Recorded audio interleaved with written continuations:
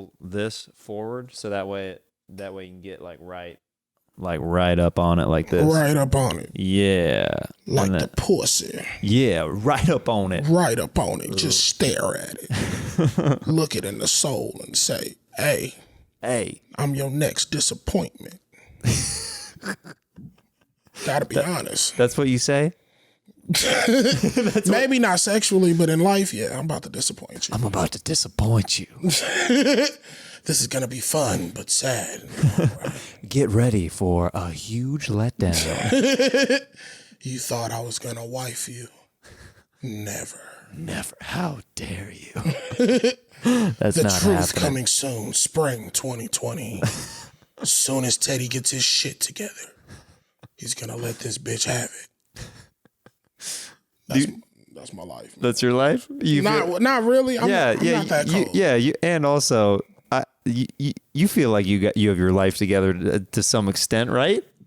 Yeah, but I don't want to ever be too relaxed and thinking like, you doing all right. I remember the first time I made a nice chunk of change off comedy. Like I was like, oh, you ain't got to work for 6 months. Like I just really was that blind. It's like, no, you still got to get up and do something tomorrow. Of course. The shit that you do tomorrow is gonna pay off 6 months. Like everything just has a different payoff. Every bit, it pays different dividends. Right, sure. Especially with art. And so it's just, I learned you just got to stay creative, like teaming up with good people like Jeremiah, who I highly respect. Oh, thanks, man. Because I've been doing comedy 9 years, 8 years, 9 years. I don't know. I'm high. And I've been seeing you since the start, bro. And, yeah, I mean, we went to what is this? What is this? We did. Over here got beat machine. We did. We started off doing open mics together. Yeah. And the Comedy Store potlucks. And dude, we did the potluck for years together. That used to be the funnest times because it was. I wish I was able to record some of those sets. Dude, me too. Because some of them, like, also, I just wish that they had some of the sets that you would do and Jamar would do were just outrageously fun. And it was like in front of like maybe only 50 people, but like the comics in the back would be like hooting and hollering. It'd be like so exciting because if you killed in front of that group, you're like, oh, I can handle anything. Killing in front of comics is just like a tap on the shoulders because comics don't laugh at shit. It's true. They'll sit there. I remember the first few times I went up there and I remember getting a reaction that was different from other people. I felt, a sense of encouragement because you need like things to encourage you to keep doing comedy or else. Yeah. I don't know how some of these people do it. If people didn't laugh at my shit, and I would feel down. But I just noticed a different sense of just like, okay, this is me putting in more hoops in the gym. Like this is just me just working out. And just I mean, anytime you go stronger. outside of like places like that, like after you do a mic, this is horrible. You're like, oh, this is easy. Man, 3 minutes, and that was really the part. It was like, oh, I get to kill it for 3 minutes. Yeah. And then you mad because you want more minutes. I know. You're like, the star's already on. You ever get played off? In the main room, I did, and I got so mad because I was a development spot. It was before I got passed, and dude, I just like shot up a look to the sound guy.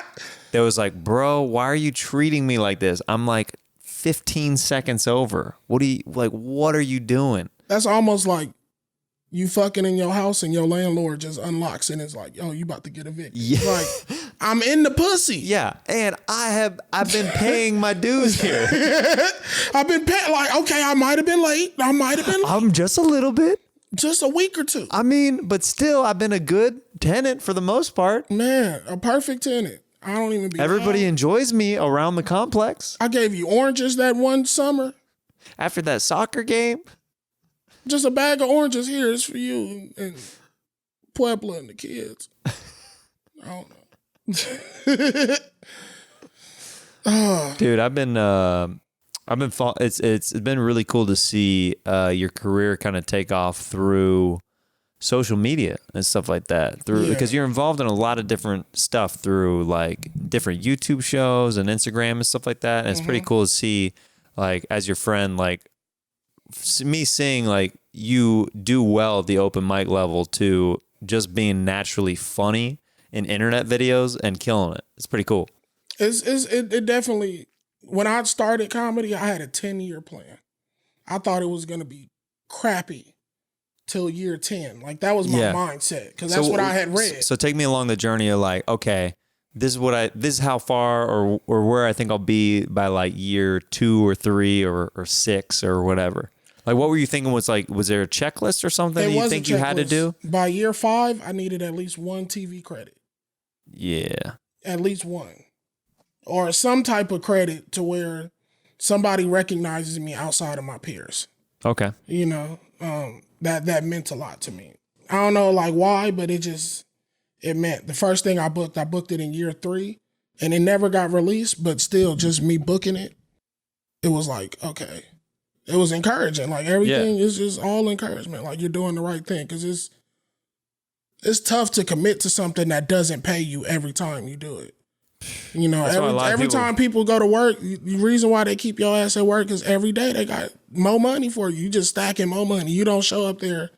If they say, oh, we don't got no money, you'll be like, well, you don't have no work. We still got to come work sometimes for nothing or just, you know, for favors or just to network or help people out or maybe just be in a venue that we've never been in before and just try to get in the doors in different places. Like it's still levels of paying dues and just sacrifices and just committing to yourself.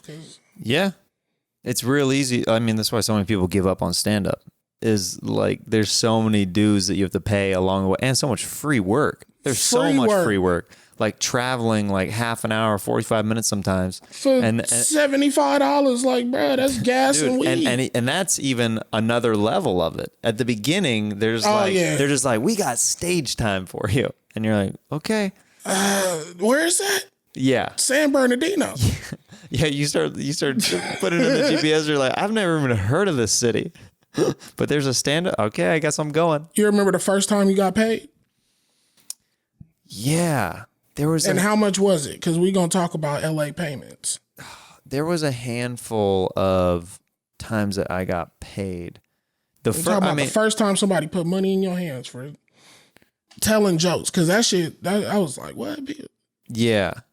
So, man, I don't remember specifically the first time because like around the time, I think it was like honestly like a show at like Bar Lubitsch or someone. Okay. Somebody's like, here's $10. I was like, oh, $10? And that shit I only did 8 minutes. And then that same 8 minutes will get you $3,000 somewhere else. Like, it's crazy how the game works. Yeah. But that's where was it? Bar Lubitsch? I think like somewhere like Bar Lubitsch or somewhere like on Santa Monica Boulevard. Okay. Because I did the thing like when I started out, I was doing like I did a few bringer shows where you had to sell your own tickets, but that doesn't really count because you're just taking your friend's money and you know what I mean, and like reselling the tickets, forcing them to buy 2 drinks. Yeah. Bringer shows are the worst because if you don't. Either the people love you so much to where they're gassing you and they're just going to laugh at whatever you say. Yeah. Or is you got a bunch of people that's irritated and you better be funny because I just spent 20 to get in, probably 10 for parking. Yeah. Then I got to buy 2 drinks. I brought my girl out because she nosy. You feel me? Like she got to see what's up. She don't think I just want to support my friend. So now she want to drink and then she get hungry. And now, you know. It's a different energy sometimes with bringer shows. But once you build up that confidence on stage, when people hear about you doing good, that's what draws more people to the show. Yeah. You know, there's that buzz around it. The buzz is around it. Like, oh, he's really funny. Like, yeah. When first time I saw you, it was like, you was funny, and then the way you commit to shit. Like I still haven't seen, maybe you and Jamar probably most committed motherfuckers to a joke that appears to kind of like not work or just, it's just off tilted. And then it just, you flopped on stage one night, bro, for like 10 minutes. You just flopped. And like, I was just like, what the fuck? Where are you going with this? And I'm just laughing at the commitment. Now I'm just like, he's just flopping. Like, I don't know what the joke was about. I just remember you flopping. And then it was just like, okay, that's what I want. I want to be completely free like that and fearless and just, I'm not going to flop on stage because that'll look weird. I'll look like a sea lion. And then people going to be like, oh, do a trick. Bounce a ball on your nose. And they start throwing snacks. Right. Start throwing little mini fishes. Then I'm going to get up and start socking people. Get that out of here. What you doing? I still got a lot of, even though I be smiling a lot, I still got a lot of aggression in my heart. Do you? Yeah.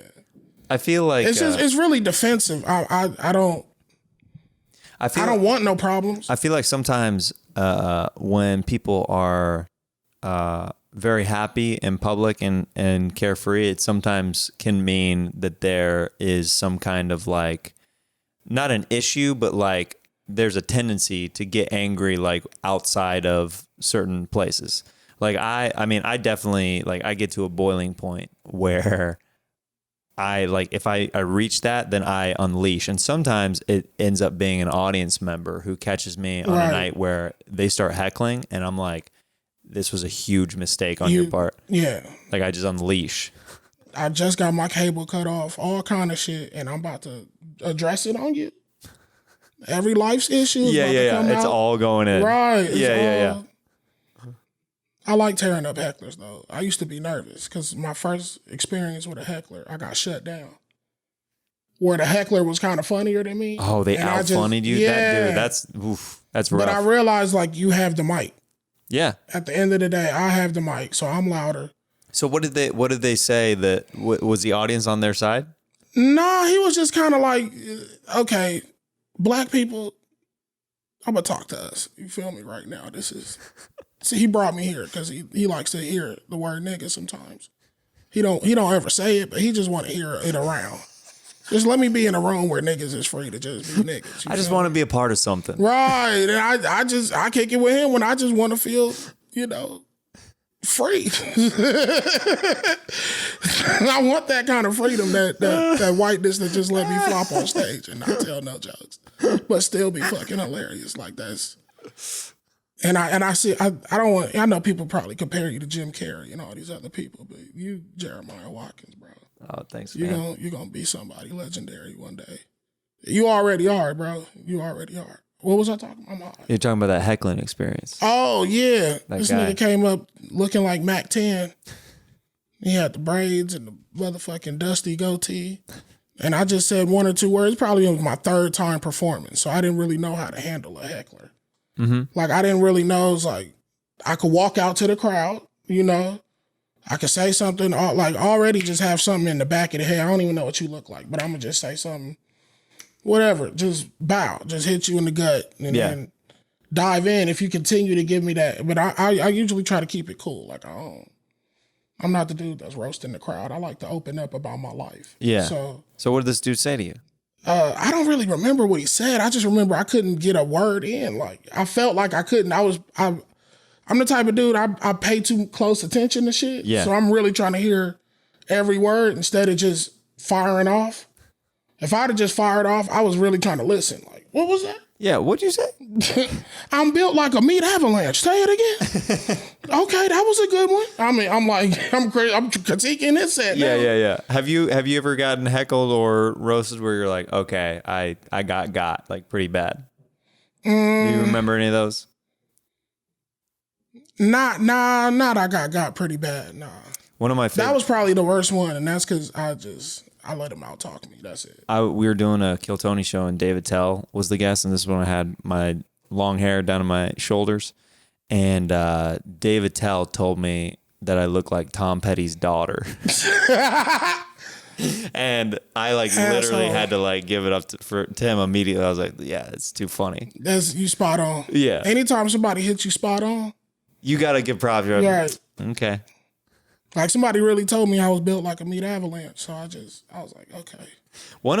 You know what's funny? Well, funny enough, shout out to Craig Smith. I'm remembering early on times when I got paid early on that Teddy was talking about.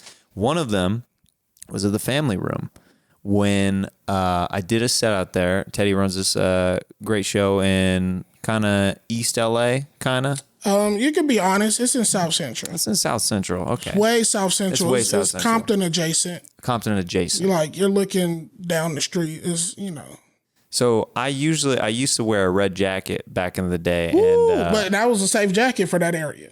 That was a safe jacket? Yeah, I ended up wearing a plaid jacket just to be safe. Oh, you would have showed up in a red jacket. Niggas been on Damo, blood, pull up. Kick it, blood. The blood, I fuck with white blood. He cool. White blood. This guy got white blood cells. The homie got HIV, white blood. Come on. Man. I had a good set, and there's a couple audience members who threw money at me on stage, and man, that was such a good feeling. And then I got free chicken wings right afterwards. Man, and it was blessings. like, dude, amazing. How Especially long early on ago in was comedy. this? Dude, this was a long time ago. Yeah, this is probably 8 years ago. They not giving the free chicken no more. You're like, that's 8 years ago. Man, deal. times is hard. Nigga, they went up on chicken prices. They used to really hook the comics up. We just stopped doing the family room, but. Oh, yeah? Yeah. You were doing that room forever. Yeah, everything has its time. I was really there. People have a gym where they favorite gym to work out at. And that just became my favorite gym to get strong at because it was one of the toughest rooms. Of course. But if you get them going, it feels like you're doing a Staples Center. Well, that's the thing that I feel like whenever it's whatever you want to call it, an urban room, black room, hood whatever. Room, that's hood what room. We call it. Okay, cool. So when you do those rooms, they're really freaking hard. But if you win them over. Especially if you say words like freaking.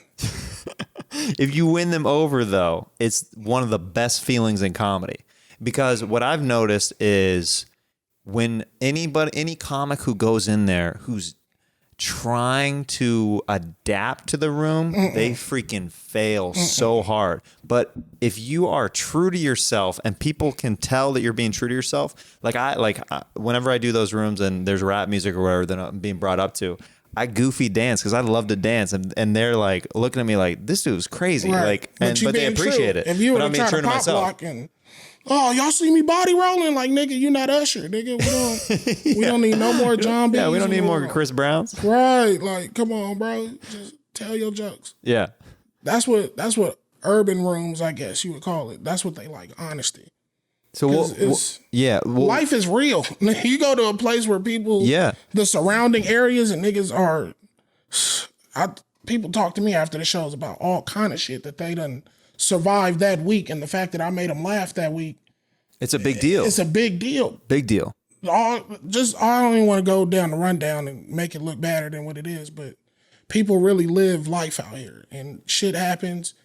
People then came up to that show right after people then died, like that same night. Like, they need. Whoop just got shot. I can't even think straight, or I'm gonna go do something dangerous. You feel me? And they come there, and it's like, Yeah, it's like a true mental vacation from whatever problems they have going on at home or whatever. And also, like, I've had people after shows say oh, we spent all our money to get tickets, so otherwise we would buy merch. And I'm just like, take a CD. Thank you for coming. You know what I mean? Like, that's crazy. Like, if that's you spent all your bread, that's a big deal. Like, I don't take that lightly. That's pretty cool. Especially if you're spending your last, man. That's something on my art. I appreciate a lot of people. People be like, oh, do you remember me? And then, like, if we connected that day and we chopped it up on some real shit, I really will remember you. Because I remember moments where people blessed me in times where I ain't even have a ride home that night. And somebody that thought I did good gave me a ride type shit. Like, But anyway, shout out to the family room. I appreciate y'all. Yeah. Y'all blessed a lot of comics. I told the owner that last time he was there.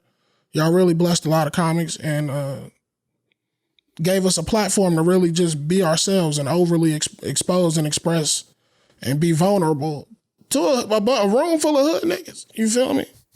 At any given night, you could be performing for 100 ladies or 50 bloods. Yeah.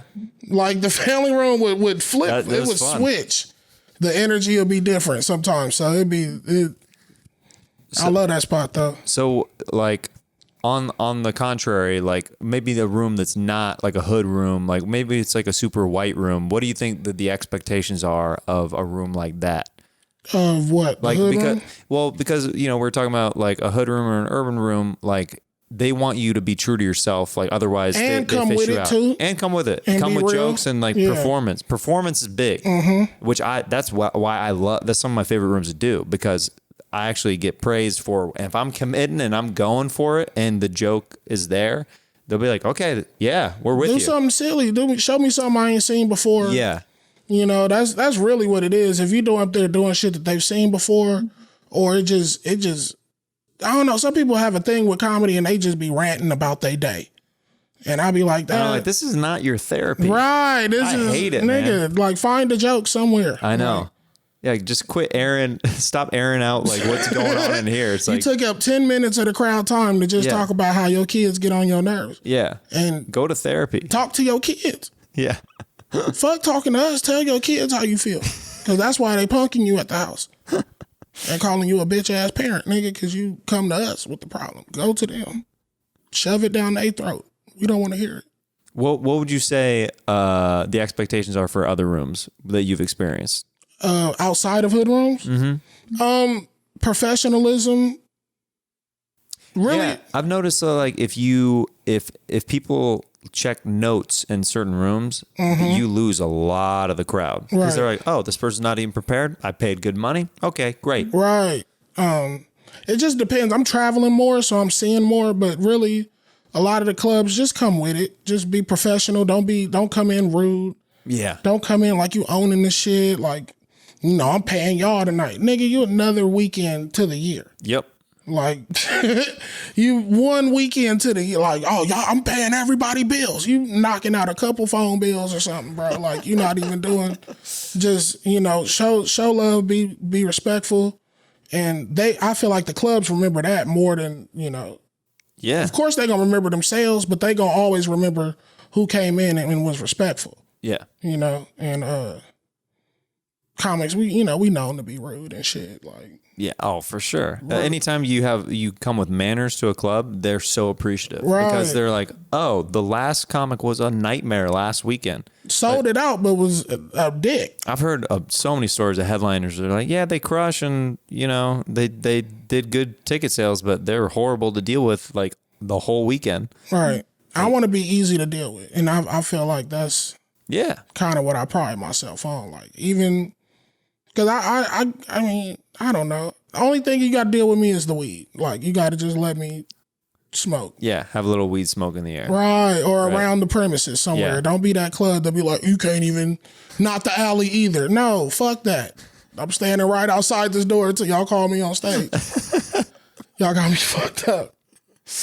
Well, sending you today with a special speed weed package. So, man, shout out to Speed Weed. Speed Weed. Appreciate y'all. Yeah, y'all hook and Teddy up. Y'all used to do the Speed Weed used to do the other battles, not the roast battle, the rap battle. Remember the rap battles? Mm-hmm. That was fun. With Jamar and Chris and all them. Yeah, and Scipio and I lost to fucking Tony Hinchcliffe. Yeah, I lost to Becky Robinson because I didn't realize that people were gonna like prepare stuff.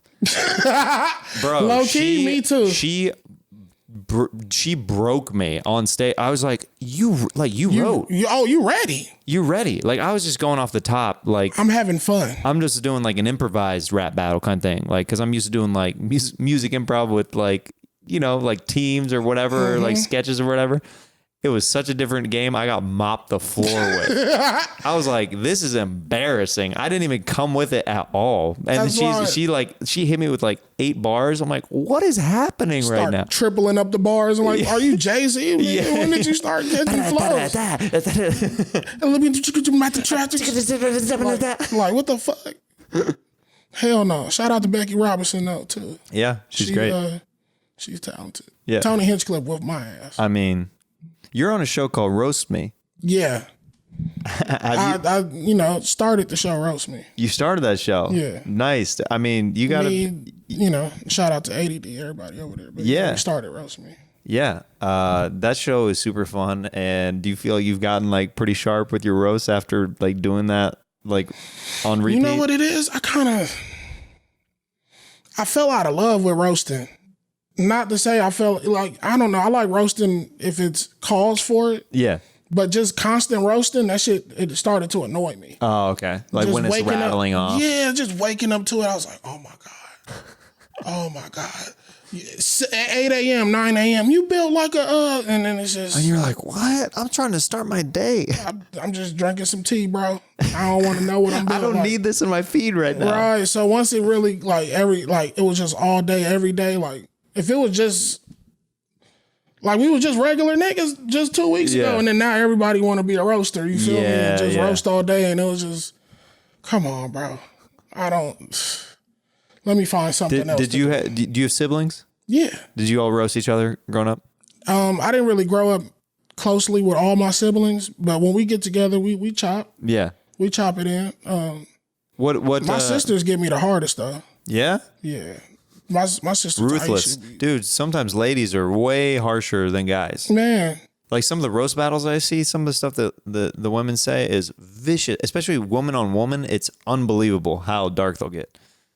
Because they'll really expose you and talk about what hurts you on the inside. And you'd be like, bitch, you realize this is just a roast. I talked about your feet. You talked about the reason why my childhood affected me. Like, you really dive in. I'm about to cry in mid-roast. Yeah. That's why you don't argue with, like, certain women, you feel me? Because, they just going to pull it out of you. What was your childhood like as far as like what kind of upbringing did you have? Like what kind of neighborhood, that kind of feel? Multiple neighborhoods. Sometimes neighborhoods will be fucked up. Sometimes they'll be nice. What area? Like what I grew part of the up country? in between Florida and LA. So I was born in LA, stayed in LA till I was about 2, then moved to Florida. That was, the riots had hit.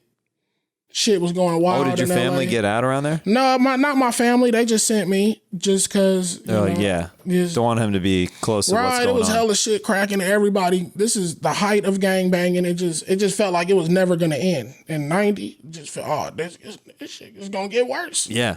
Crack just got better. Like new crack had hit. Like it was just getting out of hand. So they sent me to Florida with my grandparents. New crack had just hit. So I think that gave me a more calmer spirit, just being down there with people, retirees. I listen to a lot of oldies and shit. Like people say I'm old now. I just grew up with old people. I like quiet time. Yeah. No, turn that shit down, nigga. People think I'm just loud and ratchet and whatever. Yeah. I grew up. What were some of the bands that you grew up listening to? Oh, my granddaddy, Papa, he loved James Brown. Like that was. Get up on it. That's when it's time to clean. You don't want to do better. Let me see you. And then it just be like, okay. Oh, this is crazy, man. Grits boiling and it's some James Brown playing. Bro, the ghost of James Brown is actually calling in right now. Oh, shit. Hello? James, is this you? Yeah. This James. This is James Brown? This the ghost of James Brown. How you doing? Hey, sorry, I'm having trouble hearing you. Hello? Hello? Oh, there you are. Hey, how you doing? This is Watkins. I'm good, man. Thanks so much for calling into the show. Hey, man, you up here in heaven. You ain't really got too much to do. I just keep shining the gold straight. You know what I'm saying? Yeah, James. Yard cut itself and shit, James, what have you been up to in heaven? Oh, just a little concert, just chilling and, showing out for the Lord and whatnot. Just, Now, do you endless buffalo wings. Endless buffalo wings? Wow. Now, Yeah. That's when I prayed, when I asked God what I want in heaven, he said, I said, endless buffalo wings. Now, do you do weekly concerts for God and some of the other angels up there, or? If them niggas is paying, I'm still motherfucking the baddest they ever do it now. Don't try to hoe out James Brown. Now, you still charge admission in heaven? Oh yeah. Give me 2 pieces of gold off your street. I just want 2 bricks so I can head on. I put a fence in the back of my house. Oh, that's what you use the gold for? Is you're building up a privacy fence in heaven? Always gotta stack it up, baby. You know how I do, James Brown. Now, I've always been curious about this, James. You were quite the player when you're down here on Earth. What's going on up in heaven with your sex life and everything, man? You dirty dog. You already know I get down. get down there everywhere. You know what I'm saying? I'm throwing it back and catching it. You know what I'm saying? Now, James, did you want to say anything to Teddy before you go? Because you called into the show, and that sometimes happens on Jeremiah Wonders when we start mentioning and talking about a celebrity, they hear about it and they call into the show. Did you have anything to say to myself or Teddy before you go? Yeah. I want to talk to Teddy because I've been watching Teddy since I've been up here. I just want to let him know he's a real one, and then shout out to him, and then I don't want to see you too soon, but I would like to perform with you. You want to kick it eventually? Yeah, we want to kick it eventually. I want to meet you, but not too soon. Right. Jeremiah, Yeah, let the time be. Oh, thank you, James. I appreciate that, man. No problem, man. Every time, and even if you get here tomorrow, you can stop by and pull up on me. Okay, well, hopefully it'll be a little while before I see you, but I'm looking forward to the day. I don't do nothing but drink titty milk and smoke cigars. Titty milk and cigars in heaven? This heaven is what you make it. I made heaven in my mind a long time ago. I just said I want gold, titty milk, cigars, and I want to perform. Well, that sounds like heaven. And endless buffalo wings. Wait, from where, though? What's your spot? Oh, you got to go to Wingstop. God got 3 Wingstops up here on my street alone. There's 3 Wingstops in heaven? Oh, no, just on my street. Oh, just on because you have your own street in heaven. Right. Yeah. But you live with other people that kind of align with your heaven. Now, is it? So heaven is kind of like Earth, because I live in the hood in heaven. You live in a quiet neighborhood, James, or? Yeah. I live in the upper class hood. Upper class hood. Like Black Beverly Hills. Oh, Black Beverly Hills. Okay, that's cool. I stay down the street from Mike, Jackson. Yeah. No, I figured. He thought he was gonna go over there and go to heaven and get to the white side. That skin hit him when he got to heaven. Reminded him. You staying here with us, nigga. Now, do you have anything to say about, I don't know if you know, there's a documentary that came out about your buddy Mike lately. Do you have anything to say about that? Oh, yeah, man. Mike up here fucked up, man. He's smoking every day. He used to never smoke. He got black and mild. Just after black and mild, I can see the pressure in his eyes. Because he black now, so it's coming through even stronger. He's sweating. Oh, so he reverted back to his original skin color when he hit heaven. Man, Mike got high cholesterol and some more shit. Mike, bad credit. Mike up here fucked up. He got bad credit in heaven? Nah, but it's good credit because he's Michael Jackson. He did a lot of good for the world, but he taking it kind of hard right now. We just gonna keep him lifted. Oh yeah, well send good vibes and energy his way on mine and Teddy's behalf. All right. Yeah. I got y'all. All right, cool. Well, thanks for calling in, James. Man, no problem, man. I don't even know how y'all got through on my line, man. This is I got the iPhone 30X. The 30X? The 30X. Oh, I guess you are in heaven, so you have the most advanced model. It's the only way we communicate. That Wi-Fi ain't gonna reach all the way up here. Yeah. No. All right. Well, thanks, man. Hey, no problem, man. Send Halle Berry or something up here pretty soon. All right. Well, it'll be a little bit. Oh, no. I want that now. No. That's fucked up. I'm sorry, Halle Berry. Oh man, dude, it's crazy. Shout out to James Brown, man. Dude, it's cool that he called in, man. He must know that you're a genuine fan, bro. I really used to have. Did you ever have the Dancing James on your TV? No. You would play it. I feel good. Every black household, at least from 95 up until I was about 17, had a Dancing James Brown. Really? See, you press the button, like, is that a Dancing James Brown? Like, if they were to sell a Dancing Chris Brown in 10, 15 years and they do backflips and all kind of shit, people would buy that shit. So this is what's funny, like growing up like in Kansas on a very white side of things, every house had that singing bass that looked at you. Oh. That was our James Brown. Hey, what you doing? Hey, what's going on? Grab me a Budweiser. Hey. Did they? Stop hitting your kids. Your wife is not punch back. Put a beer in the freezer for me, baby. Yeah. Was Kansas rough? Like talking to me about Kansas. No, Kansas. I mean, no. It was cool. Like I had a good childhood. Yeah. Okay. My parents didn't get divorced till like I was like in high school. I was like a junior. Okay. Yeah. And you understood it. You saw it coming, low key. Well, yeah. It built up to it where I was like, yeah, you guys are better apart. Which is, you know. It's a rough decision. It's kind of a sad thing, like to be like, you know, a teenager and be like, nah, it's actually better if you're not together. Like you're agreeing, because like my parents would like ask me, they're like, do you think that like, you know, like how do you feel about this? A lot of times parents stay together for the sake of the child. Well, exactly. So they would ask me, they're like, you know, and I was like, honestly, I feel like I don't think y'all should have ever fucked. Yeah. Honestly, I don't know how I'm here right now. Right. Y'all energy is all the way off. Y'all chemistry ain't hitting on shit. Yeah. So you grew up in Florida with older people. Up until I was 9, and then they got sick, and then I had to come back to LA and face the real. Yeah. Yeah. Yeah. So did you move back in? So from 2 to 9, it was all paradise. Blue skies. A nigga, every toy, like, it was. Good day, yes, Teddy's just like my grandparents literally spent their whole entire, like, on me. Like, I was the, like. That was their world. That was their life. Yeah, I was the only child for a minute up until my dad had more kids. And then, you know, but for the most part, like, it was. I couldn't complain. Yeah. You know, from 2 to 9, I couldn't. Now, because of other things, you black, you know. Did you get ass whoopings growing up? Oh, yeah, absolutely.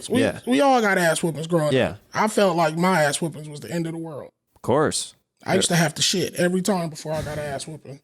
I thought I was just prolong it, you know, sit on the toilet hella long.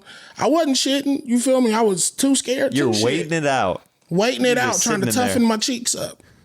By just making them numb by sitting on the toilet. And then that don't work. It kind of hurt your more. Your body just falls asleep and you just crawl out of the bathroom. You're ready for the whooping. I'm ready, Mom. I'm ready, Dad. Grandpa, let's go. My legs is numb. Have at me. They're like, you lost your legs in war years ago. Don't worry about it. Still go for it. Make me a peanut butter and jelly sandwich. Did you ever have peanut butter pickles growing up? Peanut butter pickles? Yeah. What the fuck are you on, Jeremiah? Hell no. See, this is why black people don't eat at white people's house. Well, what's something that I would go over to your house and I might find that you'd be like, oh, Jeremiah's definitely not had this before. Like something that you grew up with. You ever had fried gizzards? Fried gizzards? Yeah. No. Okay. That's a little like light snack. Okay. That's what you eat waiting on the real food to hit. Really? Fried gizzards? If your family gizzards. hella country, they'll just have a little thing full of fried gizzards on the stove. You just really? grab 1 or 2 while the real food cooking. And, you know, keep a little appetizer. A little hood appetizer. Yeah. Yeah, I've never heard. Yeah. But they got to be the countryest of country, like Midwood. Like my grandma from Arkansas. Okay. She used to say it all the time, from Monticello, Arkansas. Wasn't even on the map when I was born. My grandma was born in 1916. Your grandma actually sounds like she was born. She's actually, man. This is wild. I think your grandma actually might be calling into the show. Oh no, man, she passed away. I don't want to hear it. I don't want to talk. I'll talk to James Brown. I can't talk to my grandma. I'm gonna cry, man. You know what? The call just failed. dude, I'll talk to you later, Grandma. My bad. Oh man, yeah. In the privacy of my own home. Yeah, the voice, my voicemail just kicked in. You've reached the voicemail box of Jeremiah Wonders. Leave a message after the beep. Tell that boy to call me. He got my number. I want some ice cream. Bring me that ice cream like you used to bring me. Were your grandma and grandpa like they're very like positive influence on you growing up? You said that was like your paradise, like up until like 9. Well, you have 2 sets of grandparents, so I'm speaking on like both my grandparents died. All my grandparents is gone. Yeah, all my grandparents are gone except my grandma on my dad's side. Okay. Yeah. See, that's who took care of me from 2 to 9. My grandparents on my dad's side. Okay.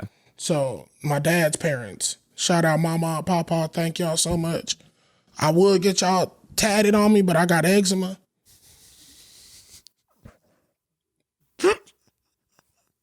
I really want to get y'all tatted, but I'm trying to wait for this eczema to clear up some, and then I got y'all. But yeah, shout out my mom, papa, man. They did their thing. That's awesome. They did their thing. And my grandma G Mizzle on my mama's side. She passed away not too long ago. Did you I feel like in most families there's one side that you end up gravitating towards a little bit more? Like did you have a set it on your dad's side you were just like drawn to them a little bit more? I mean, because I lived in Florida, that was all my dad's family was in Florida. So yeah. That's my family, you know? Like, I love all my family, even my both sides. I think I knew more of my dad's side first. Mm-hmm. I didn't know my mom's side at all. Did you ever go to Arkansas? Have you ever visited there? No, I never been to Arkansas. I used to vacation there. Vacation? Yeah. In Little Rock? Yeah, around that area. Beaver Lake. There was this lake that we would go to, and that was like a family. That was a Kansas vacation right there. Going from Kansas to Arkansas. Like, let's go see some more backwoods. Yeah, we gonna go to Kansas to Arkansas. Wow, that's Arkansas. Yeah, isn't that weird? Yeah, and you'll like this. So the barbecue joint that we used to go to all the time, right? Used to love this place. Every year it's called Bubba's, and this was a treat for us to go here. And if we were lucky, if my parents had made enough, if my dad had made enough sales or whatever that year, like selling fences or AC or cars or whatever you happened to be selling, he was selling everything. Yeah. We would be lucky enough to like get like do a go-kart ride or something like that. But we went to this place called Bubba's Barbecue, and it was so good. It was my favorite spot that I had. Probably just because it was attached to like good memories and stuff. Mm-hmm. That's like you find out later. You go back and you're like, it's never as good as when you were like in it, like those good memories. So I talked to this girl. I ran into a girl who I met from that area at an audition. I was like, oh, where are you from? She's like, I'm from Arkansas. And I was like, you wouldn't happen to know of a barbecue place called Bubba's, would you? She goes, Bubba's? Is that by Beaver Lake? She knew exactly what it was. She knew exactly. I was like, yeah. You know what Beaver Lake is. You be throwing that pussy in Beaver Lake. That's what it's called that for. Pussy Beaver Lake. Pussy Lake. Come and get me that beaver. By the lake. It's a whole resort. We got tents. They made it a family. It's a whole reservoir. They made it a family thing in like 98. Yeah. It was just like, come on. Yeah. The freaks can't just have the lakes by themselves. Yeah. Beaver, damn. Okay. Damn that beaver. Damn, they got a beaver lake, the fat beaver lake. So obese beaver lake. I asked her about Bubba's, and she goes, I know Bubba's. She goes, oh yeah, that place shut down years ago. I'm like, what happened? She goes, oh, they got busted for dealing meth out of there. Wow. Yeah. So right in Bubba's. Right in Bubba's. So who knows if the reason why that barbecue was so good is they're sprinkling a little good on there. I'm scared to eat in Arkansas now. A 7-year-old like on ribs just going out. Yeah, this is the best ribs I've ever had in my life. This is great. There's no more sauce on the plate. It's just all clean. Just the driest bones ever. Like, what's wrong? Yeah, what's happening? It's the meth. Do you remember like one of the first comedians that you got introduced to, like either on TV or in movies, like maybe by your grandparents or by the time you moved back out here? That I got introduced to? You know what I mean? Like you're watching it and like a family member's like, oh, this is, you're like, who is that? And you're like, oh, that's so-and-so. Okay. I used to sneak and watch Comic View with my older cousins when I was a kid. I was probably like 7, 8. You like just up. You got to be up at like midnight or something to catch it, you know? And that was like my first introduction. So it was a lot of like 90s black comics like Rodman. Who else was on? McGriff, Shouty, Bruce, Cedric. You know what I'm saying? Like I didn't really. I wasn't old enough for Def Comedy Jam, so this was my introduction. Like, oh, okay, Comic View. I'm seeing how comedy works, and I know that I like laughing. Yeah, that's just all you really know as a kid. Like what you like doing. I like running. I like playing. I like laughing. Like you just know that you like doing things, and you try to. I always tell people, try to align yourself with whatever your joys are, and then that's how you make it. Whatever your joys is, find a way to make that your work. You know. Yeah. I love laughing. I'm gonna love laughing till I go out of here. Every day I'm gonna want to laugh at something. as well as I know people want to do that before. But yeah, I just watching all of them. And then my stepdad from my mom, he hit me, he let me borrow his Richard Pryor CD. Wow. And I feel like that's when I really got to like, because it's on CD, you got to listen to it. So it kind of trained my mind differently. And this is at 9 years old. I'm listening to Richard Pryor. And your imagination just is just right, going so out I'm of like, control. I'm visualizing what he's saying, and I'm like, this is fucking incredible. Like, first time I ever heard it, we was in DC. He had bought it somewhere because I didn't know how rare it was. He was like, oh, it's the Richard Pryor, da-da-da-da-da. And he just hurried up and bought it. And I was like, what is that? Like, I just kept grilling him. Like, what is this? Like, I think he had his finger in his nose on the cover. And I was like, I'm interested in that. Yeah. I didn't really care about any other CD he came in the house with. Like, I was like, that's old people music, but what is this? And they get like, it was, and it just blew my mind.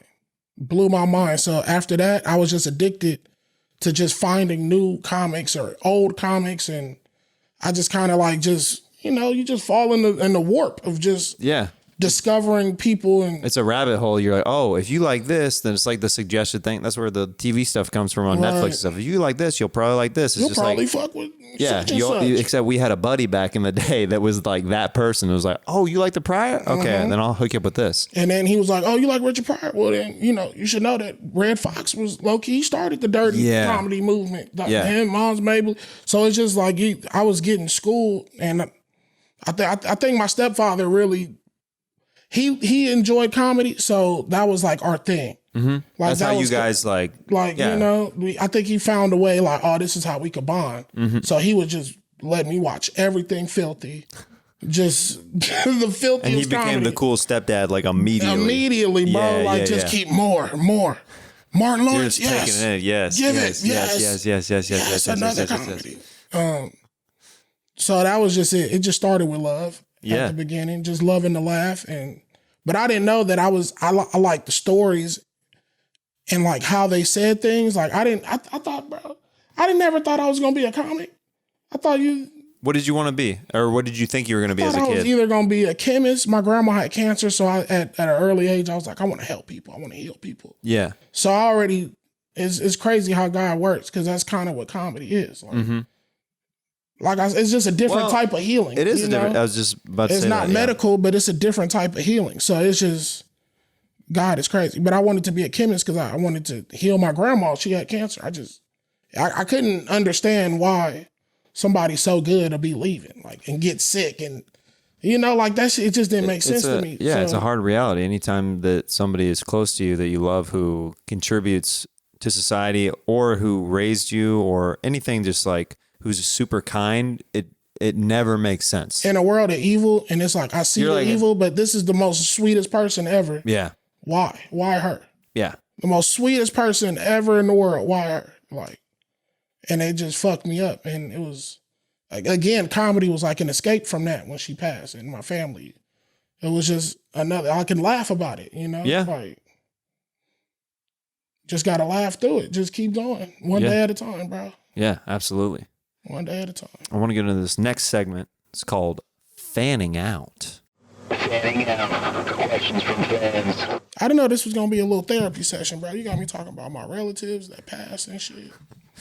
You feel all right, though? I feel maturity in myself, because it's like, I'd have been like, next topic before. Yeah. Earlier me, I'd have been talking about something else. Yeah, we're talking about it. Right. I mean, I've been trying to do that more just on stage and in general. Being more personal and talking about things that bug me, or things from my past that might be weird family stuff that I'm like, oh, that was kind of weird. Or things that you feel are embarrassing. I realize a lot of that is comedy. Oh, yeah. Once you get out of that feeling shamed from certain events. Oh, then you're like, this is hilarious. It's messed up, but it's hilarious. I'm going to talk about the time I shitted on myself at basketball practice. Nigga, I went up for a layup, bowed. It was more than what I thought. I didn't even make the point, nigga, but I gotta leave. Yeah, I went up for a layup. That turd was a jumper. It was a dumper. Yeah. It was a dump. Ooh. Teddy 0, Boo Boo 1. Yeah.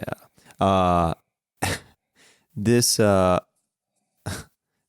wants to know if you have. Questions? Yeah, we got some questions.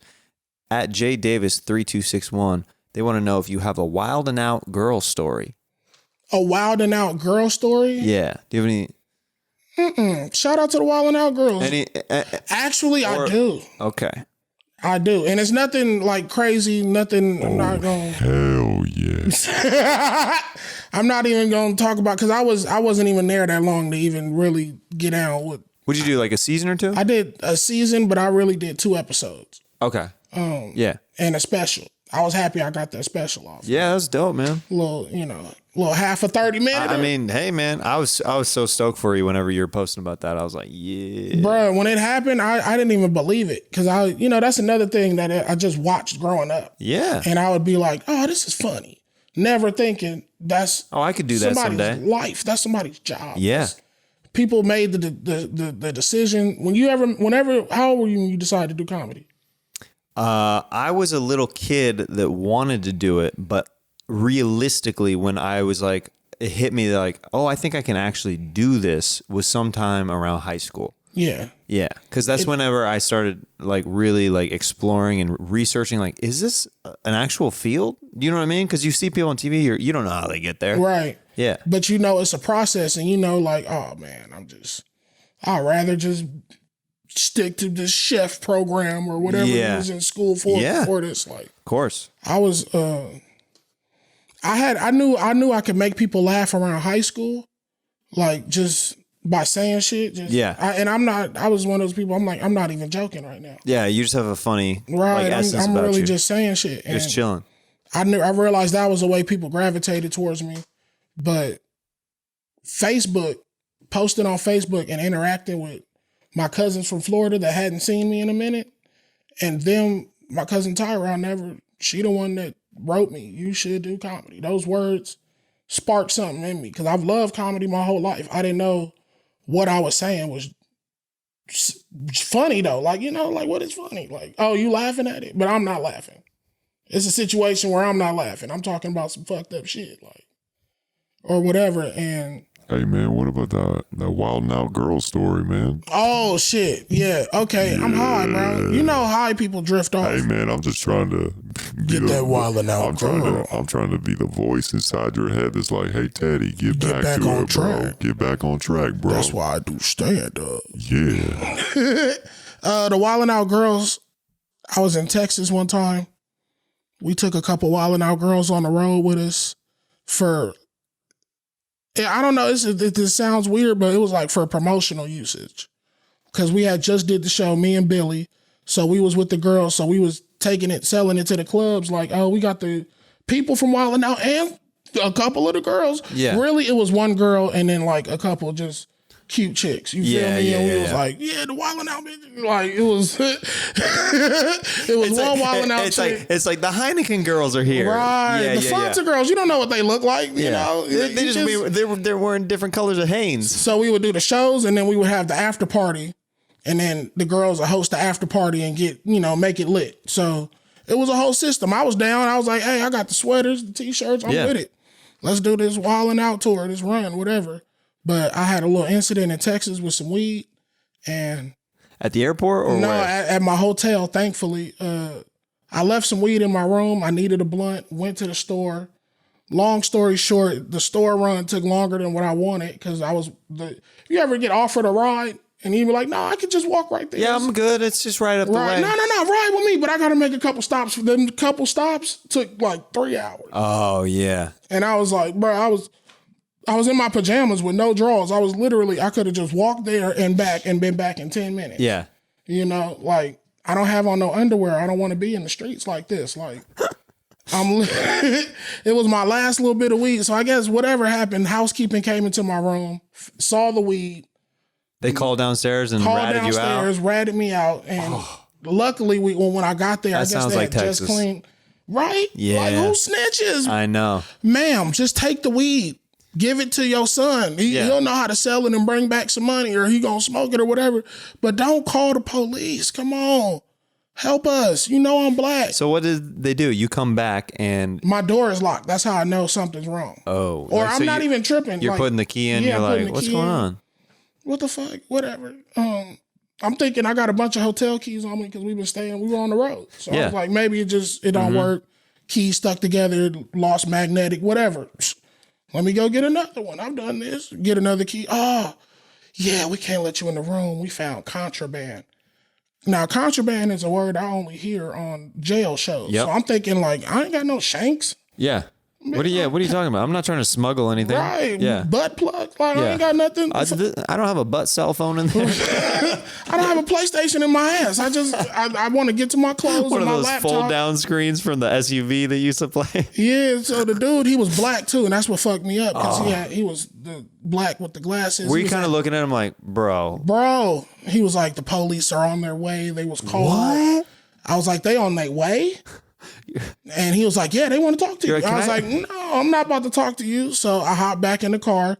The Wildin' Out Girls was in the car, and the homie was there. Did you have all your clothes and stuff locked up in there? All I had was my pajamas. Did they pack your stuff and literally give it to you? What? No, I couldn't get in my room. Oh, they literally just locked had to leave. It down. I still had on I was supposed to change. And we were supposed to leave back out. Because I was like, bro, I got to change if we're going to be in the city. Like, I can't be sliding through the streets with no drugs. So you had your toothpaste, all that stuff in the room. My laptop, my everything, my wallet. All I had on me was my ID in case they carded me for the blunts. Yeah. And which I'm happy I took, because that would have been, okay, we're just going to show up to this guy's house. Yeah. Or whatever. I didn't know. But all I had was my ID, some cash, hella cash on me, because we did shows. I got like $1,300 in cash in my pocket. And some pajama pockets, because I'm just retarded, to buy some blunts. So it's type of shit niggas do. That's why niggas is broke. All your favorite niggas who got money back in the day. This is why they broke, because they went to go buy blunts with $1,300. No draws, but $1,300. Right. Yeah. No draws. That's hilarious. In case we get impounded, we straight. We straight, boy. So after you go back out, yeah, the Wildin' Out Girls, they in the van, so we came up with a quick solution. I leave the premises. I left the area for a minute, and the girls took me to a Shell station down the street. Or they took me somewhere else down the street, a gas station, and the homies who threw the tour was like, we gonna handle the police. You just wait down there, because they didn't want them to come, because I still got to do shows and shit. Yeah. Like, they didn't want to come get arrested and then fuck off the rest of the show. Yeah, for sure. So it's like whatever we can do to talk them out of trying to get you in cuffs, because it wasn't but a blunt and a half's worth of weed. Like, it wasn't that much weed. Yeah. They're like, come on. But it's like, Texas, so that's a year, 2 years, depending on how they weighing it. They could lie. Oh, that's an eighth. Oh, we found a pound. Right. Like, come on, bro. He's trafficking. Like, come on, my nigga. Yeah, I think he's trying to sell this to other individuals at the hotel. Bro. And we need to discipline this guy. I literally broke it down, because I was like, I need a blunt. I thought I had blunts, and it was literally like in a blunt row. Mm-hmm. I was like, damn, I need a blunt. So it was like, I knew what it was. You had a line of weed. Like cocaine. Like, I need a blunt, nigga. It's all cut up. And the Wildin' Out Girls, we skirt, we dipped off, and we chilled at this little spot till they said it was cool. And really, I appreciate her. Shout out to Mish, because she was very consoling. I was stressed out. I'm black. I don't want to go to jail. Your laptop, your wallet, all that stuff. So this is my story. This is the Wildin' Out Girl story. She was very consoling, rubbing shoulders, getting me fruits and candies and all kind of, just trying to be overly nurturing, but I wasn't, that could have been my way in to kiss her in the mouth, probably. I don't know if I'm going to see her every day, but I was too stressed about jail. Yo, this my time right here. That's Barry White? Yep. Okay. You got Al Green on there? No. Let's stay together. Got some Aaron Neville on here. I don't know much. Get some Keith Sweat. Yeah. Nobody, baby. I want it on. You do music, huh? Mm-hmm. I be saying you, bro. You be shining. There you go. Here, do a little something on Beach Boys. Oh, this sounds like I'm about to steal a black song. and sell it to white people that shop at Starbucks. Act up, you can get smacked up. Act up, you can get smacked up. Period. New from Starbucks. Act up. I can hear the Beach Boys doing that shit. Act up, you can get smacked up. You listen to City Girls? City Girls? Yeah. They got the song, fucking on a coming ass, rich ass nigga. No. Stripes on his ass. Stripes on his ass, so he called his pussy Tigger. Fucking on a skinny ass. Welcome to a new segment called Rich ass nigga. The Beach Boys in the Hood. Beach Boys presents Act Up. I don't know enough of the song, to be honest, but it's a ratchet song. Is your wife ratchet? Is my wife? Is your wife ratchet? Is my... Is your wife ratchet? Wow. I don't know if I like that one. Lil Ping Pong, staying alive. Popeye. Popeye. I like Popeye. Barry White. Oh, damn. Man. Now I talk like this. Yo, your voice is real deep, dog. Man. Man. Deeper than my balls. In the depth of your balls, that's where the voice is coming from. All the skin at the bottom. That's where the depth of my voice is coming from, the toughness in my ball skin. The toughness of the ball skin, that's where that voice coming from. You sit on your balls every day. And sometimes they fight back. They push up the shorts. You ever sat on your ball sack and you're like, oh, this might be one of the worst feelings in the world? Man, who are you telling? I'm sitting on my balls right now. I got my dick tucked between my legs. That's why my voice is deep. Yeah. Because my balls dropped. Yeah, they real. I tuck my balls into my Nikes sometimes. Sometimes that's the only way to rock it. Otherwise, it's going to keep hitting the ground. Yeah. You don't want dirty balls. Nope. No, you don't. Street balls. Street balls.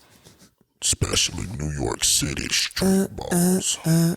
Saw you last night. Saw you last night. Your hair. There, that's a singing one. Saw you last night. Is that auto-tune? Is this the auto-tune? Yeah. Is this the auto-tune? Auto-tune with Teddy. Auto-tune with Teddy. You know what? We gotta hit that hot right here.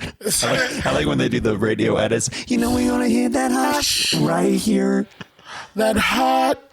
You know I'll be f***ing all these girls. You know I'm up in her face. You know I'm gonna all over her back. Shout out to that. She giving me and she licking my. She doing the licking my. sticking in my. While she twerking her booty. While she dropping down on the low on my hole. What blank is that? What blank is that? Man, don't worry about it. Shawty be sucking on my and then she be licking on my She be rubbing on my licking on my and juggling my. I put a pistol at her head and she said And I said, spread them right.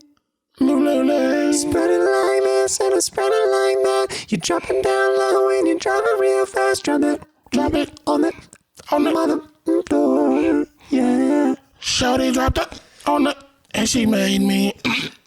Shorty made me in my pants and I can't even think right now. Shorty done made me. What? This is what you do all day, nigga. That's hilarious. Yeah, sometimes I just go back to the Teddy mic. How do I switch? We get. Oh yeah, she's there. You good? Yeah. Can you? This will be a problem, bro. Oh, I know. Sometimes This'll be a problem. Sometimes you get stuck. This is my all day. Like I'm even mad that this mic sound like who the fuck is this like, talking? Who is this? This sounds like garbage. This me? Man. Fuck this nigga. These mics are my sunken place. You just get stuck. You can't find me. I'm in my mic. Let's do.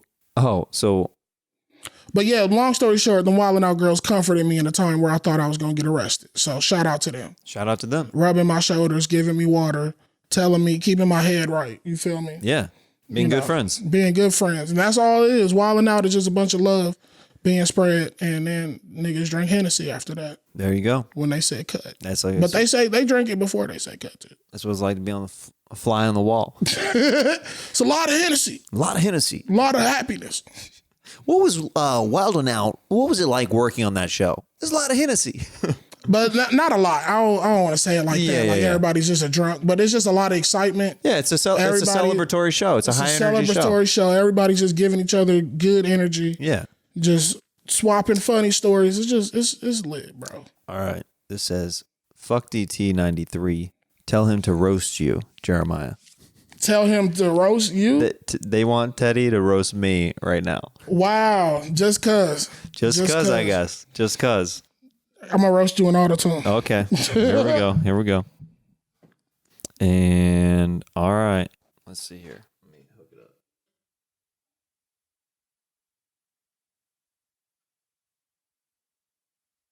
There it is. You're ready. Is this the tune? Yep, that's that tune. I'm gonna talk about you. I'm ready for you, Teddy. Jeremiah. Teddy. Jeremiah throws up every meal. He doesn't like the way the world makes him feel. They say he looks like a rapist. Okay. But that's just one of his many faces. Where is your mustache? Why did you cut that? You bleached your shirt, but God bleached you first. He made you white. That's why you don't fuck with the sun. That's true. When you see the sun, you run into a tanning salon. I don't know, bro. I don't want to roast Jeremiah. But yeah, shout out to Jeremiah. This is my boy, man. Young Money, Brick Squad. I just want to shout out rap labels at the end of the night. Do I get to roast you now? Go ahead, bro. That's all comedy is. You got to be able to take and receive. Pause. Well, I mean, give and take. Has anybody ever said to you that you look like you can't walk a green mile? No. All right. That's about all I got. Let me get... Oh.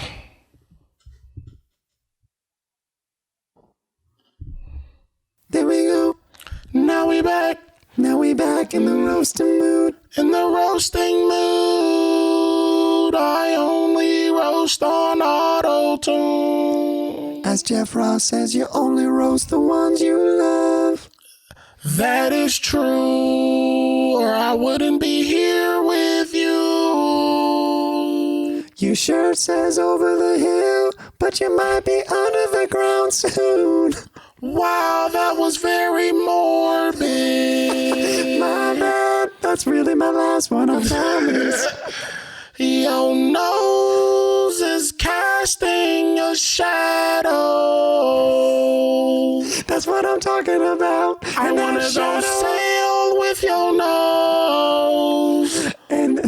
My nose is so big, it's the same size as your shadow. Your nose looks like a spicy Dorito. Taquito. From the side, extra guac. Yo, my nose looks like a pyramid. And you look like you could be working on the pyramids. Your hair looks like Pee Wee Herman. That's what I'm talking about. Nutted in it. And then you slicked it. Played with some gadgets. And some gadgets. And some fidgets. You know the next word to rhyme is flag it.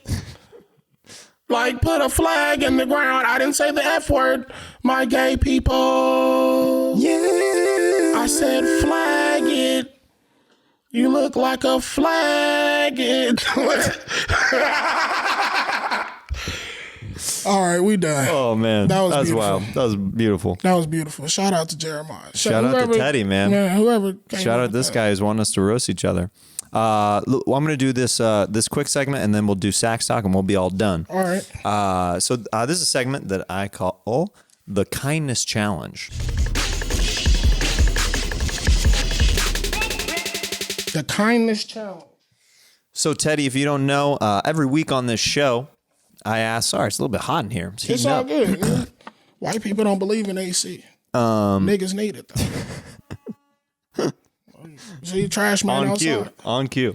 So every week I challenge the audience and the viewers of the show to do something nice out of the kindness of their heart for somebody. It can be somebody who they know personally, or it can be a stranger. It doesn't matter how big or little, as long as they're contributing something positive to society. And then they write their letters in. I read them on the show, and then we talk about it. Oh, that's dope. Yeah. That's dope. Shout out to Jared. See, finding a way to make your art make the world a better place. Thinking outside of yourself, man. I commend that. Trying, man.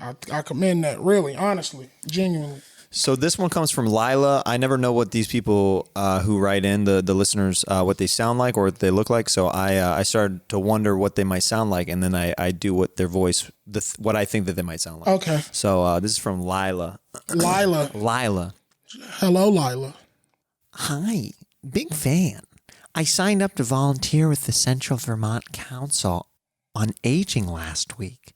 I just met the client I'll be working with. She's a 100-year-old woman who is independent and lives alone. I'll be giving her rides to the grocery store, hair appointments, and light housekeeping. Most of the organizations only ask for 1 to 2 hours a week, and it helps the people a lot. I'm a tattoo artist, so my flexible schedule makes it easy for me. I just rock long sleeves. LOL. Lila. Shout out to Lila. Shout out to Lila. You setting the streets on fire. You setting the streets on fire, Lila. Helping that old lady. Helping that old lady. The streets see ya. The streets see you and we appreciate that. You, Lila, are a star. A star. If you want a baby, I just might give it to you. If you want a baby, Teddy might give you one on a Tuesday evening in the heat of the night. With the AC on. With the AC on. Cause I'm black and Cause you're black and you like that AC. Shout out to Lila. So that's a cool story. So yeah, those are the kind of stories that people send in. And what I ask a guest, if you can recall anything that you might have done something nice for somebody recently that you want to share. Like something random that I did, then it can literally be this small. I had multiple waters that I gotten from the store, and I was going back to my hotel room, and there's a dude that just checked in, and he was like rolling his luggage into the elevator. He looked really tired, and I looked down I had like 4 bottles of water, and I look over and I was like, "You want a water?" He's like, "Yeah, man." He was overly grateful. He's like, "Yeah, that'd be amazing. Thanks, dude." And it was just like a little thing that I was like, I had extra, you know what I mean? Right. So I was like, oh, why not? I was just about to pour this on my body anyway and just shoot IG videos. Yeah, right. But you struggling? Yeah, I usually I try to help out when I see if I'm able to quickly assist. I don't want to be that dude that comes with bullshit help. You feel Yeah, me? yeah. So if I have a way to really help somebody, I got you. You know. Well, you actually did something today on the way here that I think is really nice because you called me and your girl's car broke down and you like stayed with her, made sure that the tow truck came and made that happen. I mean, that's super nice rather than being that like, was just a "All right, I'm perfect out." excuse to smoke one more blunt before I pull up on Jeremiah. Well, that's all we did waiting on the tow truck, dude. Just smoked a blunt. Yeah. Yeah. Like I was like, hey, Jerry, because we've been trying to get this in for a minute. I didn't want you to feel like I was just. Oh yeah, like ghosting me. Right. Yeah. No, I fucks with you. No, seriously. Like her car literally broke down. I want to come. I want to do it for real. I was right there on La Brea and 8th, right before we got the Wilshire. I know, it was super close, yeah. Yeah. Clock. And I'm coming over there in South Central. You know? So I was like, damn. But, we got her car towed. She's straight. We good. But yeah, I just stayed there, waited, smoked the blunt with her, and then saw some other homies, and thankfully they pulled up. I didn't even have to Uber over here. Oh, perfect. So, God, when you keep your spirit right and you got your intentions is pure in the universe, and I feel like if you're not operating maliciously, like the universe should reward that. Good things should unveil in your life. Like if everything is fucked up around you and it's just down bad, I say just to give out love. That's it. If you can't do nothing else, that's what the kindness challenge is all about. It's just give out love. Trying to send love to other people who need it, and you never know who like really needs it in a time when they're down or whatever, and it could help them out. This is another way of sending out love. Just you having this consistent form of content for your people. Like this is sending out love. Like here, yeah, I'm gonna spend some time with you. I'm gonna build with you. I'm gonna let you know. I'm gonna let you certain intimate things about my life. Yeah, here's some struggles here and there. Right, and hopefully you relate. And if you don't, whatever. I'm on my path. I'm gonna still do it. Yeah, let's close it out with a little sax talk. A little sax talk. Oh, sax talk. He about to play the sax. Ooh, that sax icy. Has that got your name on it? No. I don't know why I thought this was engraved. Like, Oh yeah, you can't fuck with Jeremiah. that's what it's Jazzy Jeremiah Watkins. Jazzy DJ Jazzy Jeremiah. You'll get a cease and desist so quick. Immediately. DJ Jazzy nothing. DJ Jazzy what? So DJ Jazzy White Man. DJ Jazzy White Man.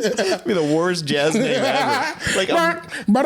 Like immediately, like the black people who are like came, they're like, who is this guy? DJ Jazzy White Guy? How y'all doing? You set up? How you doing? Hi, I'm DJ Jazzy White Guy. You're like, what? Any singles in the house? Single people ready for love? Nothing? Okay, great. okay. Bunch of love, and you're already established. So Teddy is going to share a story of a sexual encounter, and I'm going to play some sweet, sweet saxophone underneath. Whenever you're ready, my friend, I will follow you along with this saxophone. So whenever you're ready. Okay. I'm ready. All right, go for it. I can talk about whatever I want, huh? First time I fisted a woman. I didn't know that's what she was into. It was a pretty chill evening. We relaxing, we smoking. We watching reruns of Moesha. I thought she was a good girl.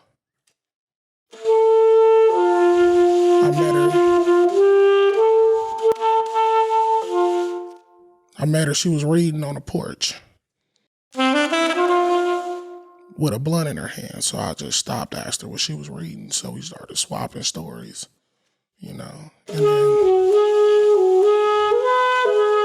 got her back to the crib. Now, the experience should have taught me that the smart girls are usually the nastiest. But I don't think I was ready for what I was in for today. Everything started going fine. We chilling, we vibing. I get her back to the room. She get comfortable. She lay down. She popped the bra off. That's how you know she finna stay for a minute. If she don't pop her bra off, that means she about to jet back out. She ain't finna kick it.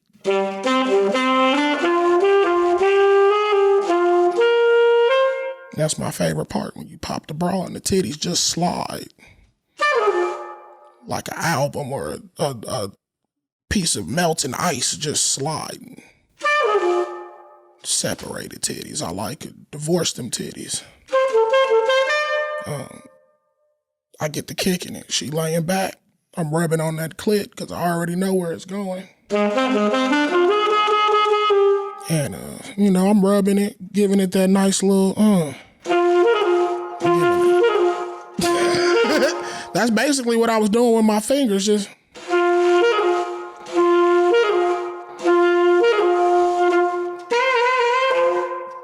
All on the clit, just jazzing it up. And then I get in it, and then I realize, I done created a puddle. Nice little puddle.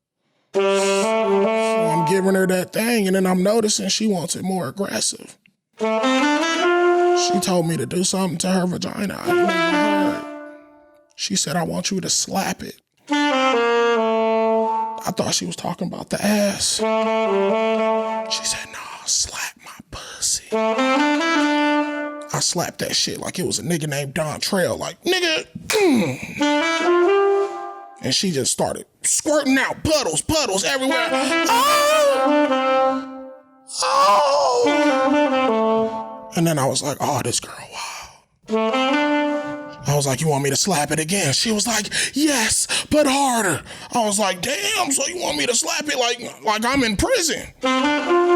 So now I'm damn near fighting her pussy. I don't even realize I'm slapping, I'm in it. By the time I get it, she was like, nah, more. So I was like, I'm three fat nigga fingers deep. Now I want y'all to realize how big my fingers is. You can't zoom in. This is like a Johnson & Johnson poke sausage right here. So this bitch took a whole pack of sausages in her pussy. I realized once I'm in her pussy what she wants me to do. She wants me to annihilate it. This pussy been bad. She wanted beat up. She want me to go inside and just start firing on it. Like, nigga, why? I want my money back. Like, it owe me money. I'm just beating the pussy up just with my hand, though. I'm all in it. I'm feeling every crevice of her walls. That shit scared me. I almost thought like she was finna give birth to me again. That's how deep I was in her. I've realized that's where the term born again Christian came from. One of the saints back in the day liked to get fisted. The preacher was like, ooh, I'm so far in this pussy, I feel born again. I made a baby noise.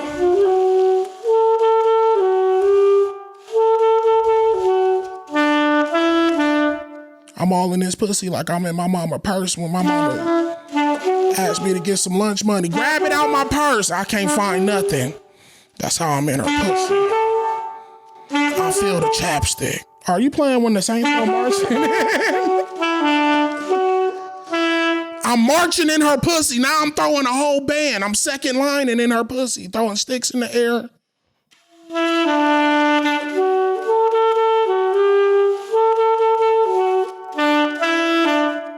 Now I'm all the way in the pussy. Kneeling for Kaepernick. That's it, bro. That was disgusting. I talked. But yeah, this chick. So what happened? So what was it? What was the end? The brief ending of all that? The end is that I fucked, but I was so. You're kind of disgusted.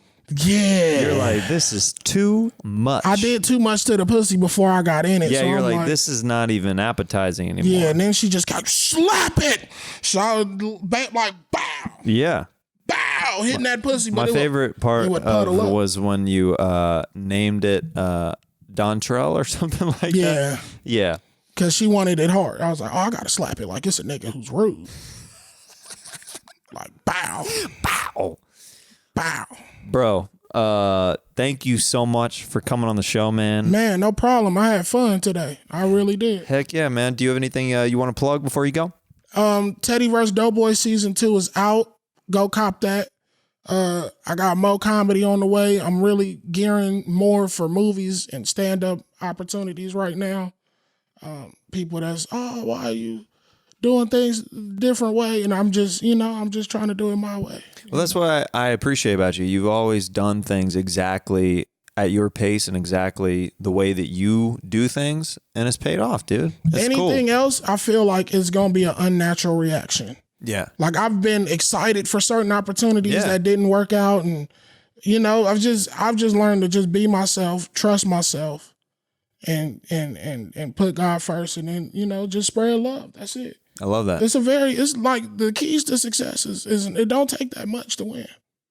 Be nice to people, be on time, do your part, participate, that's where I feel like maybe I might be in my way a little bit because I'm not the best team player, because comedy is like, it's such an individualistic sport. Like you on stage by yourself, but you do need to network and see other realms of comedy and see just basically what's out there from the bad to the good.